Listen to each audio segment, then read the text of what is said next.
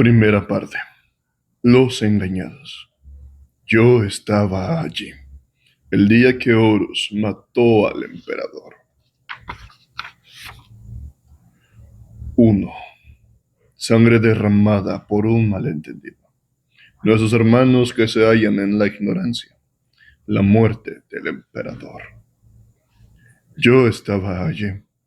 Acostumbraba a decir después, hasta que después se convirtió en un tiempo que no producía ninguna risa. Yo estaba allí, el día que Horus mató al emperador. Era una presunción deliciosa, y sus camaradas reían entre dientes ante la total deslealtad que ello implicaba. La historia era buena, y era Torgandón, quien por lo general se encargaba de engatusarlo para que la contara, pues Torgandón era un bromista, un hombre de risa contundente y jugarretas estúpidas. Y Loken volvía a contarlo, un relato referido tantísimas veces que casi se contaba solo. Loken siempre se aseguraba de que su público comprendía adecuadamente la ironía de su historia. Probablemente sentía cierta vergüenza respecto a su complicidad en el asunto, ya que se trataba de un caso de sangre derramada por un malentendido. Existía una gran tragedia implícita en el relato del asesinato del emperador. Una tragedia que Loken siempre quería que sus oyentes apreciaran. Pero la muerte de Sejanus era, por lo general, todo lo que fijaba la atención de estos. Eso y la ingeniosa culminación. Había sido hasta donde los orólogos dilactados por la disformidad eran capaces de atestiguar. El año 203 de la Gran Cruzada, Loken siempre situaba su historia en el lugar y tiempo apropiados. El comandante llevaba aproximadamente un año como señor de la guerra, desde la triunfal conclusión de la campaña de Ulanor, y estaba ansioso por confirmar su recién adquirida posición, en especial a los ojos de sus hermanos. Señor de la guerra. Vaya título. El traje era nuevo todavía y resultaba artificial. No se había acostumbrado a él. Era un tiempo extraño para estar lejos entre las estrellas. Llevaban 2 siglos haciendo aquello, pero en ese momento daba la sensación de ser algo lejano. Era un principio de cosas y también un final. Las naves de la sexatreceava expedición dieron con el imperio por casualidad. Una repentina tormenta etérea que más tarde Malogursk declaró providencial, obligó a una alteración del rumbo y los transportó a las fronteras de un sistema compuesto por 9 mundos. 9 mundos que describían círculos alrededor de un sol amarillo.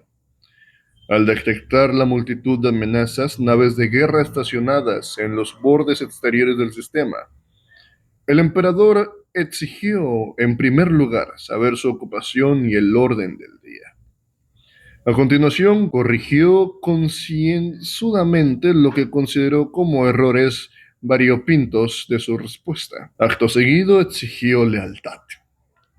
Era, explicó, el emperador de la humanidad, y había guiado estoicamente a su gente a través de la espantosa época de las tormentas de disformidad, durante la era de los conflictos, mantenido con firmeza el gobierno y la ley del hombre.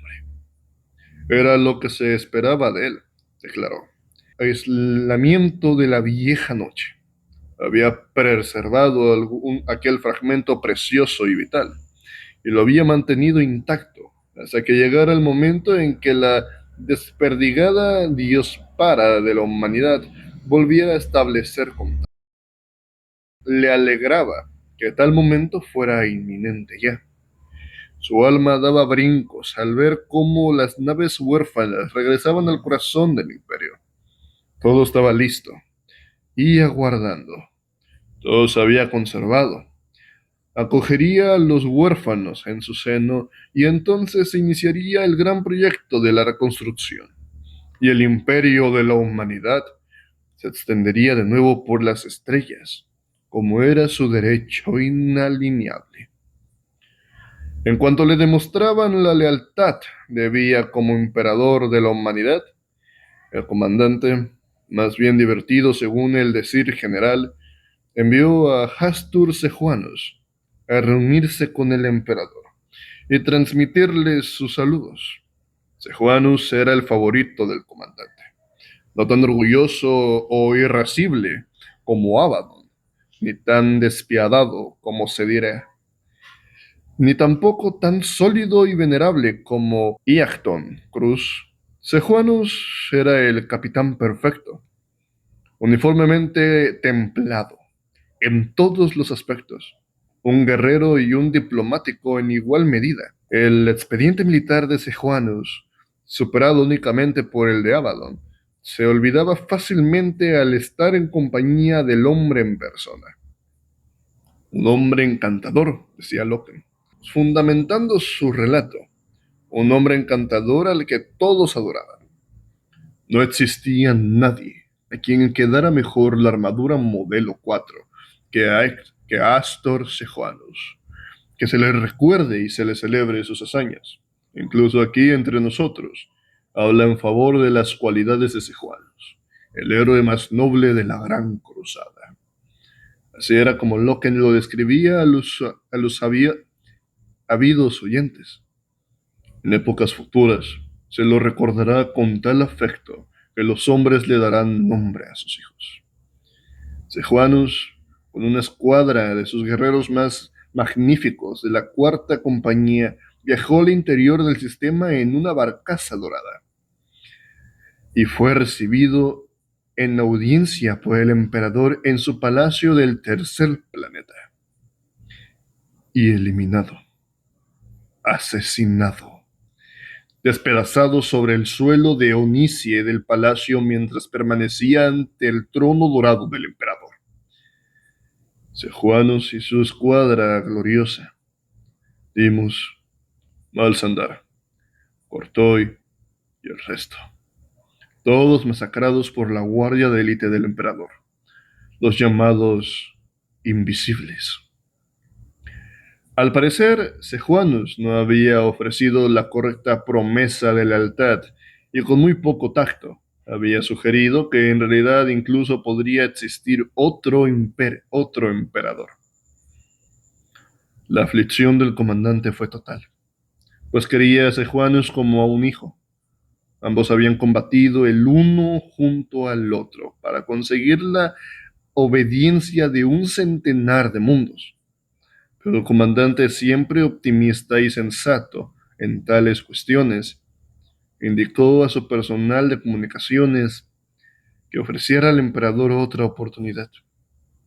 El comandante detestaba recurrir a la guerra y siempre buscaba alternativas a la violencia, cuando éstas eran factibles, claro. Aquello era un error, resonó para sí, un terrible, terrible error. Y la paz se podía salvar, se podía hacer razonar a aquel emperador. Era más o menos en aquel momento, a Loken le gusta añadir, cuando una insinuación de comillas empezaba a aparecer alrededor del nombre del emperador. Se decidió que se enviaría una segunda embajada. Balagursk se ofreció voluntario al momento. El comandante accedió, pero ordenó que la punta del lanza avanzara hasta colocarse a distancia de ataque. La intención estaba clara, una mano extendida y abierta, en señal de paz, y la otra dispuesta como un puño. Si la segunda embajada fracasaba o recibía un trato violento también ella, entonces el puño se encontrará ya en posición de atacar. Aquel día sombrío, explicó Loken, el honor de estar en la punta de lanza había recaído, mediante el acostumbrado sistema de echarlo a suertes, en las fuerzas de Abaddon. Torgandon, pequeño Horus Hatsiman y el mismo Loken. En cuanto se dio la orden, se iniciaron los preparativos de combate. Las naves de la punta de lanza se deslizaron al frente, avanzando bajo una pantalla de invisibilidad, y se instalaron las aeronaves de asalto en los transportes de lanzamiento. Se repartió y comprobó el armamento. Atestiguaron y juramentos de combate, y se ajustaron las armaduras en los cuerpos ungidos de los elegidos. En silencio, tensa y lista para la enviada, la punta de lanza observó mientras el convoy lanzadera que transportaba a Malotgursk y a sus enviados describía un arco descendente en dirección al tercer planeta. Las baterías de la superficie los hicieron añicos en el cielo. Montones de desechos en llamas de la flotilla de Malotgursk desaparecían en el interior de la atmósfera. Las fuerzas de la flota del emperador se alzaron fuera de los océanos, surgieron de las nubes altas y de los pozos gravitacionales de lunas cercanas. 600 naves de guerra al descubierto y armadas para el combate. Abaddon desactivó la invisibilidad y efectuó una última súplica personal al emperador para implorarle que entrara en razón. Las naves de guerra empezaron a disparar sobre la punta de lanza de Abaddon. Mi comandante, transmitió este al corazón de la flota que aseguraba: no hay modo de hacer ningún trato. Este impostor de mente se niega a escuchar. Y el comandante respondió: ilumínalo, hijo mío, pero perdona la vida a todos los que puedas. No obstante esta orden, venga la sangre derramada de mis nobles sejuanos. Diezma a los asesinos de élite de este emperador y tráeme al impostor. Y de ese modo, suspiraba entonces Loken, hicimos la guerra a nuestros hermanos, que estaban tan sumidos en la ignorancia. Era entrada la tarde, pero el cielo estaba saturado de luz. Las torres fototrópicas de la ciudad elevada, construidas para girar y seguir al sol con sus ventanas durante el día, se movían indecisas ante el resplandor oscilante del firmamento. Formas espectrales navegaban a través de la atmósfera superior, naves que trababan combate en una mesa remolinada, trazando breves y disparadas cartas astrales con los rayos de sus baterías de cañones.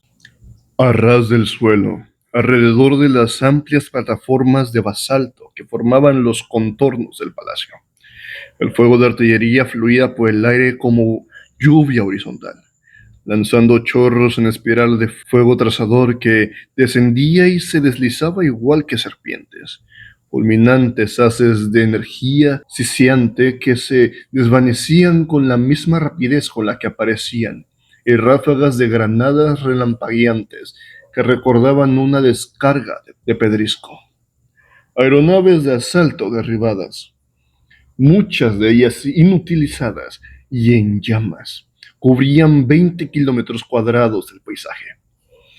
Figuras humanoides de color negro atravesaron despacio los límites de la zona ocupada por el palacio. Tenían la forma de hombres con armadura y avanzaban pesadamente como si fueran hombres, pero eran gigantes, cada uno con una altura de 140 metros. El Mechanicum había desplegado a media docena de máquinas de guerra conocidas como titanes, y alrededor de sus tobillos negros como el carbón las tropas corrían al frente en una violenta oleada de 3 kilómetros de anchura. Los lobos lunares avanzaban en tropel como la espuma de la ola. Miles de refulgentes figuras blancas que se inclinaban y cruzaban a la carrera a las plataformas circundantes. Las detonaciones estallaban entre ellas y elevaban del suelo ondulantes bolas de fuego y árboles de humo marrón oscuro. Cada estallido sacudía el suelo con un impacto rechinante y lanzaba una lluvia de tierra a modo de maldición retardada. Aeronaves de asalto pasaban raudas sobre sus cabezas.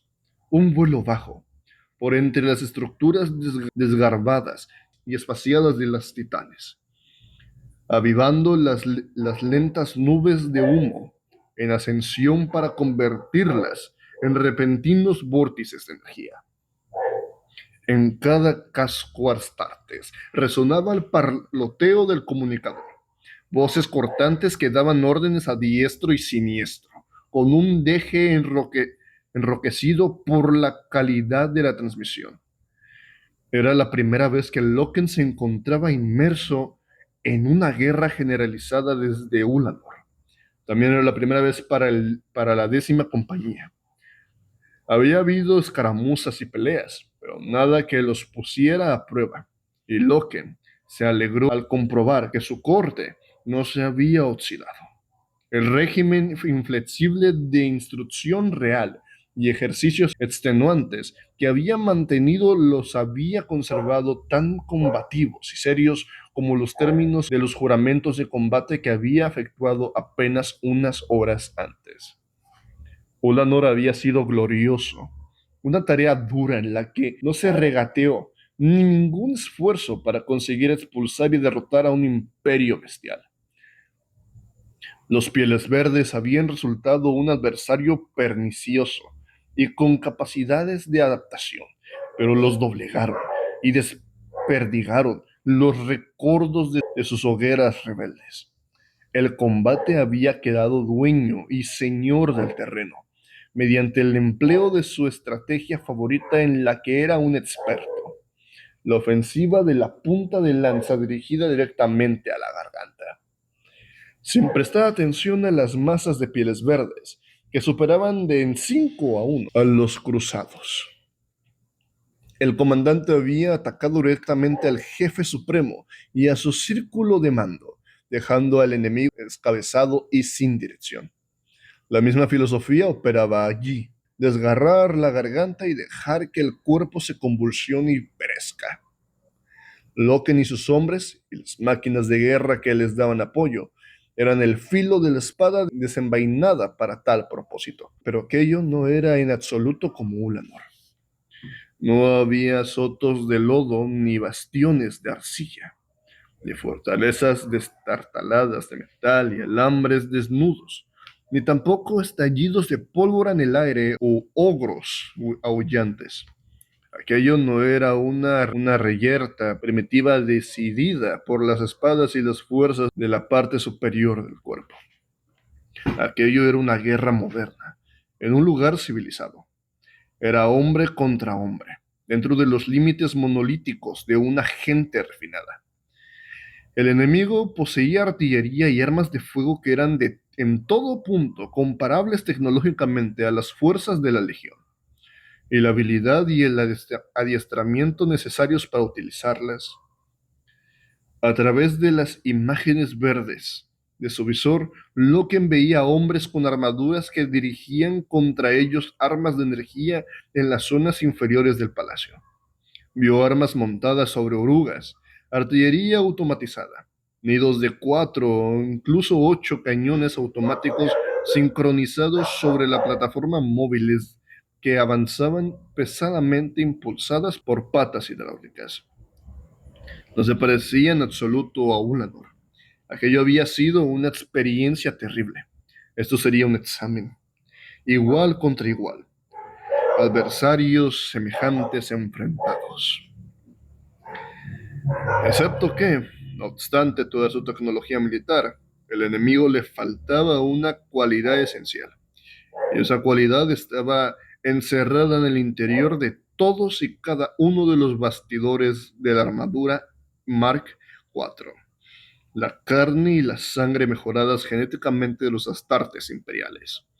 Modificados, perfeccionados, más que humanos. Los astartes eran superiores a cualquier cosa con la que se hubieran tropezado o fueran a tropezarse jamás. Ningún ejército de la galaxia podía esperar jamás ser capaz de igualar a las legiones, o a menos que las estrellas se extinguieran, reinara la oscuridad y la legitimidad se invirtiera. Pues, tal y como Sediare había dicho en una ocasión, lo único que puede derrotar a un Astartes es otro Astartes. Y todos habían reído ante aquello. Lo imposible no era nada de lo que tener miedo. El enemigo, con armadura de un magenta bruñido, ribeteado de plata, como Loken descubrió más tarde cuando los contempló sin el casco puesto, defendía con firmeza las puertas de inducción que conducían al palacio interior. Eran hombres de gran tamaño, altos, de pecho y hombros robustos, y en el punto culminante de su estado físico, o ninguno de ellos, ni siquiera los más altos, le llegaban a la altura de la barbilla a uno de los lobos lunares. Era igual que pelear contra niños. Niños bien armados. Eso había que reconocerlo. Por entre las arremolinadas nubes de humo y discordantes detonaciones, Loken condujo a la veterana primera escuadra escaleras arriba a la carrera. Con las suelas de plastiacero de las botas chirriando contra la piedra, la primera escuadra, la 10ª compañía, la escuadra táctica Elevore, gigantes relucientes bajo una armadura de un blanco nacarino, con la insignia de la cabeza del lobo sobre las placas de respuesta automática de los hombros. El fuego cruzado zigzagueaba a su alrededor desde las puertas custodiadas situadas entre ellos, y el aire nocturno relucía por la distorsión que provocaba el calor del tiroteo. Alguna especie de mortero automatizado en posición vertical descargaba un torrente lento de enormes cargas explosivas por encima de sus cabezas. ¡Eliminadlo!, oyó Loken, que ordenaba el hermano sargento Jubal a través del comunicador. Jubal dio la orden usando el laconio argot de Catonia, el mundo del que eran originarios, un lenguaje que los lobos lunares habían conservado como su idioma de combate. El hermano de batalla que llevaba el cañón de plasma de la escuadra obedeció sin vacilar. Durante un resplandeciente medio segundo, una cinta de luz de 20 metros unió la boca de su arma con el mortero automatizado, y a continuación el aparato envolvió la fachada del palacio en una estela de abrasadoras llamas amarillas. La explosión acabó con una docena de soldados. Varios salieron volando por los aires y aterrizaron contraídos y desmadejados sobre la escalinata. ¡A por ellos!, chilló Jubal. Un fuego arrasador desportilló y golpeó sus armaduras. Loken sintió su lejano aguijonazo. El hermano Calentz dio un traspié y cayó, pero se incorporó de nuevo casi de inmediato. Loken vio cómo el enemigo se dispersaba ante su carga. Alzó el volter. El arma mostraba un corte profundo en el metal de la empuñadura delantera, herencia del hacha de un piel verde durante la batalla de Ulanor, una marca superficial que había indicado a los armeros que no eliminaran. Empezó a disparar, no en ráfaga, sino disparo a disparo, notando cómo el arma daba sacudidas y golpeaba contra sus palmas. Los proyectiles Volter eran explosivos, y los hombres que alcanzaban estallaban como ampollas, o se desmenuzaban igual que fruta reventada. Cada figura desgarrada dejaba escapar una neblina rosa al caer. ¡10ª compañía!, gritó Loken, por el señor de la guerra. El grito de guerra resultaba todavía extraño, simplemente otro aspecto de la novedad. Era la primera vez que a Loken lo proclamaba en combate. La primera ocasión que había tenido desde que el emperador le había otorgado aquel honor después de Ulanor. El emperador, el auténtico emperador. ¡Lupercar! ¡Lupercar!, oyeron los lobos como respuesta mientras se encontraban en tropel. Eligiendo responder con el antiguo grito, el apodo que la legión daba a su amado comandante. Los cuernos de guerra de los tintanes retumbaron. Asaltaron el palacio. Loken se detuvo junto a una de las puertas de inducción, instando a los que iban en vanguardia a entrar mientras pasaba revista rápidamente al avance del cuerpo principal de su compañía. Un fuego infernal siguió cayendo sobre ellos desde los balcones y torres superiores. A una gran distancia, una brillante cúpula de luz se alzó repentinamente por el aire, pasmosamente luminosa y vívida. El visor del Loken se oscureció automáticamente. El suelo tembló y un sonido parecido a un trueno llegó hasta él. Una nave insignia de buen tamaño, alcanzada y en llamas, había caído del cielo e ido a impactar en los aledaños de la ciudad elevada.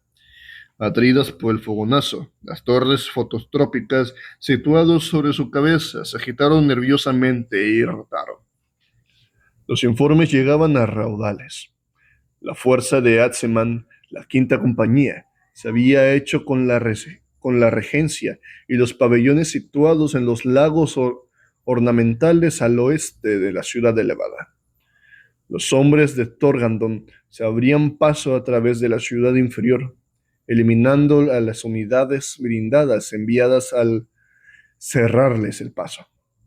Loken miró al este, a 3 kilómetros de distancia, al otro lado de la plana llanura de las plataformas de basalto, más allá de la marea de hombres que atacaban, los titanes que avanzaban majestuosos y el fuego rachado. La compañía de Abaddon, la primera compañía, cruzaba los baluartes para penetrar en el flanco opuesto del palacio. Loken amplificó su campo de visión, contemplando cientos de figuras con armaduras blancas que corrían en tropel a través del humo y la lluvia de proyectiles. Al frente de ellas, las figuras oscuras de la escuadra de exterminadores más destacada de la primera compañía, la Justaeren, llevaban lustrosas armaduras negras, oscuras como la noche, como si pertenecieran a alguna otra legión negra. «Loken, a la primera», transmitió. «La 10ª ha entrado». Hubo una pausa, una breve distorsión luego de la voz de Abaddon respondió. «Loken, Loken, ¿intentas avergonzarme con tu diligencia?» «Ni por un instante, primer capitán», replicó él. Existía un estricto respeto jerárquico dentro de la legión, y a pesar de ser un oficial de alto rango, Loken sentía una admiración reverencial por el incomparable primer capitán, por todo el Murnival. De hecho, aunque Torgandon siempre había honrado a Loken con muestras genuinas de amistad, ahora Sejuanus había desaparecido, se dijo Loken. La apariencia del Murnival no tardaría en cambiar. «Me estoy burlando de ti, Loken», transmitió Abaddon con una voz tan profunda que el comunicador hacía que algunos sonidos de vocales sonaran poco claros. «Me reuniré contigo a los pies de este faldo emperador. El primero que llegue será quien lo elimine». Loken contuvo una sonrisa. Ezequiel Abaddon rara vez había bromeado con él con anterioridad. Se sintió bendecido, elevado. Ser un hombre elegido era suficiente, pero estar en la élite preferida era el sueño de todo capitán. Tras volver a cargar el arma, Loken entró en el palacio por la puerta de inducción, pasando por encima de la maraña de cadáveres de los enemigos eliminados. El enlucido de las paredes interiores se había agrietado y desprendido, y fragmentos sueltos, como arena seca, crujieron cuando los pisó. El aire estaba lleno de humo, y su visualizador no dejaba de saltar de un registro a otro, mientras intentaba compensarse y pronunciar una lectura clara. Siguió avanzando por el vestíbulo interior a la vez que oía el eco de disparos que surgían de puntos recónditos dentro del recinto palaciego. El cuerpo de un hermano estaba desplomado en una entrada a la izquierda. El enorme cadáver con armadura blanca, extraño y fuera de lugar entre los cuerpos más pequeños de sus enemigos. Marjets, uno de los apotecarios de la legión, estaban inclinados sobre él. Alzó los ojos cuando Loken se acercó y sacudió la cabeza. «¿Quién es?», preguntó Loken. «Tibur, de la segunda escuadra», respondió Marjets. Loken frunció el entrecejo al ver la devastadora herida de la cabeza de que había tenido a Tibur. El emperador conoce su nombre, indicó. Vargas asintió. Introdujo la mano en su Narticium para coger la herramienta reductora. Iba a retirar la preciosa semilla genética de Tibur para que pudiera ser devuelta a los bancos de la legión. Loken dejó al apotecario con su tarea y siguió avanzando por el vestíbulo, en una amplia columnata situada al frente. Las imponentes paredes estaban decoradas con frescos que mostraban escenas familiares de un emperador aureolado en un trono dorado. Qué ciega está esta gente, pensó. Qué triste es esto. Un solo día con los iteradores y comprenderían no somos el enemigo, somos iguales y traemos un mensaje glorioso de redención. La vieja noche ha terminado. El hombre vuelve a recorrer las estrellas y el poder de los astartes camina a su lado para mantenerlo a salvo. En un ancho túnel inclinado de plata repujada, Loken alcanzó a los elementos de la tercera escuadra. De todas las unidades de su compañía, la tercera escuadra, la escuadra táctica Locasta, era su preferida y la que gozaba de su favor. Su comandante, el hermano sargento Nero Vipus, era su amigo más antiguo y leal. ¿Qué tal tu humor, capitán?, preguntó Vipus, cuya armadura de un blanco nacariano estaba manchada de hollín y salpicadura de sangre. Flamético, Nero. ¿Y tú? Colérico, con una furia ciega, de hecho. Acabo de perder a un hombre y otros dos de los míos están heridos. Hay algo que cubre la intersección y situada al frente. Algo pesado.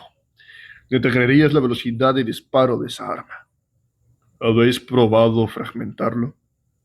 2 o 3 granadas, sin el menor efecto. Y no hay nada que podamos ver. Garvey, todos hemos oído hablar de esos llamados invisibles. Los que asesinaron a cejuanos. Me preguntaba si... Déjame las preguntas a mí, replicó Loken. ¿Quién ha caído? Vipus se encogió de hombros. Era un poco más alto que Loken y su encogimiento de hombros hizo que la gruesa nervadura y las poderosas placas de su armadura chocaran entre sí estrepitosamente. ¿Sequías? ¿Sequías? No. He hecho trizas ante mis propios ojos. Siento la mano de la nave sobre mi persona, Garvey. La mano de la nave, un antiguo dicho. La nave insignia del comandante y se llamaba el espíritu vengativo. Y en tiempos de coerción o derrota, a los lobos les gustaba recurrir a todo lo que implicara a modo de amuleto, un tótem de castigo. En nombre de Zaquías, gruñó Vipus, encontraré este invisible bastardo y... Sosiega tu cólera, hermano. No me sirve de nada, observó Loken. Ocúpate de tus heridos mientras echo un vistazo. Vipus asintió y dio nuevas instrucciones a sus hombres en tanto que Loken seguía adelante en dirección a la intercepción en Lítigo. Era una encrucijada de techo abovedado a lo que iban a parar 4 corredores. La pantalla del visor no le dio ninguna lectura de actividad, ni calor corporal. Un vestigio de humo se desvanecía entre las vigas del techo. El sueño de Ouslita estaba mordisqueado y acribillado por los cráteres de miles de impactos. El hermano Zaquías, cuyo cuerpo no había recuperado todavía, yacía hecho pedazos en el centro de la encrucijada, convertido en un montón humeante de plastacero blanco, destrozado y sanguinolenta. Vipus tenía razón. No había ninguna señal de la presencia del enemigo. No había rastros de calor ni tampoco el menor movimiento. Sin embargo, al estudiar la sonda, lo que envió un montón de vainas vacías de proyectiles de cobre relucientes que se habían derramado desde detrás de un mamparo situado justo al otro lado. Era allí el lugar donde se ocultaba el asesino. Se inclinó y recogió del suelo un pedazo de enlucido desprendido, lanzándolo a campo abierto. Se oyó un chasquido y a continuación un martillante diluvio de fuego automático rastrilló la intersección. Duró 5 segundos y durante ese tiempo se dispararon más de 1 millar de balas, lo que envió como los humeantes vainas de los proyectiles salían despedidas de detrás del mamparo a medida que eran expulsados. Los disparos finalizaron y una nube de vapor de fiselina empañó la intersección. El tiroteo había dejado un boquete moteado sobre el suelo de piedra y aporreado el cadáver de Zaquías al mismo tiempo. Había gotas de sangre y restos de tejido esparcidos por todas partes. Loken aguardó. Oyó un gemido y el chasquido metálico de un sistema de autorrecarga. Detectó el calor de un arma que se apagaba, pero no calor corporal. ¿No has ganado una medalla aún?, preguntó Vipos acercándose. Es solo un rifle centinela automático, respondió él. Bueno, eso significa un cierto alivio por lo menos, respondió Vipus. Después de todas las granadas que hemos arrojado en esa dirección, empezaba a preguntarme si estos tan cacareados invisibles no eran invulnerables. Pedir apoyo de los devastadores para... Solo dame una bengala, pidió Loken. Desprendió una bengala de la pierna y se la entregó a su capitán, que la encendió con un giro de la mano y la arrojó al corredor situado al frente. La bengala rebotó con un chisporroteo y un fulgor abrasador más allá del asesino oculto.